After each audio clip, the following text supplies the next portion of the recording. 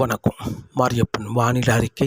இது இலங்கைக்கான வானிலை அறிக்கை 2025 மார்ச் மாதம் 12ஆம் தேதி புதன்கிழமை வானிலை அறிக்கை. வானிலை அமைப்பு: வங்கக்கடலில் நிலை கொண்டுள்ள உயரழுத்தம் சற்று தெற்கே முன்னேறி நிலை கொண்டுள்ளது.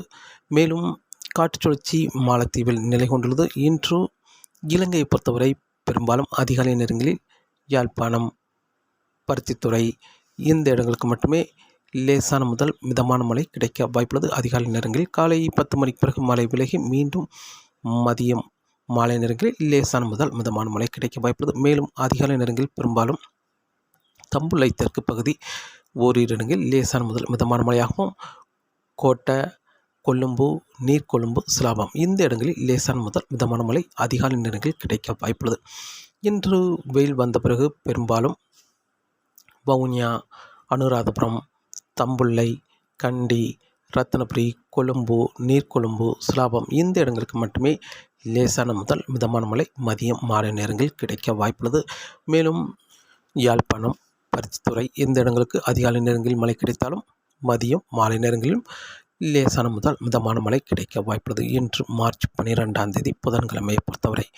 நாளை மார்ச் 13ஆம் தேதி பெரும்பாலான இடங்களை ஒதுக்க வாய்ப்புள்ளது. பெரும்பாலும் மேற்கு மாகாணங்களில் மட்டுமே ஒரு சில இடங்களில் மட்டுமே லேசான முதல் மிதமான மழை கிடைக்க வாய்ப்புள்ளது. நாளை மார்ச் 13, 14 தேதிகளிலும் மார்ச் 15ஆம் தேதி முதல் மீண்டும் மழைப்பொழிவு அதிகரிக்க வாய்ப்புள்ளது.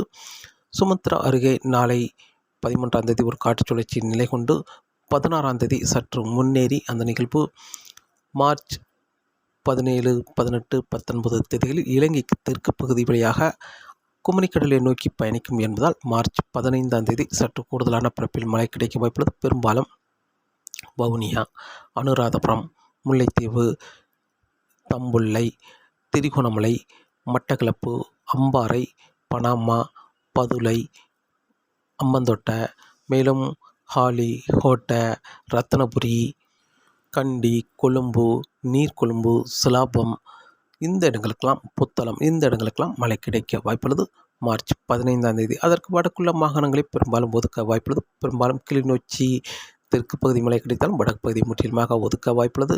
மேலும் யாழ்ப்பாணம், பருத்தித்துறை இந்த இடங்களுக்கும் மழை ஒதுக்கும் என்றும் எதிர்பார்க்கப்படுகிறது. மார்ச் 15ஆம் தேதி நிகழ்வு நகரை பொறுத்து மார்ச் 15ஆம் தேதி மழைப்பொழிவு அமைய இருக்கிறது. மார்ச் 16ஆம் தேதி இலங்கையில் அனைத்து மாகாணங்களுக்குமே மழை கிடைக்க வாய்ப்புள்ளது.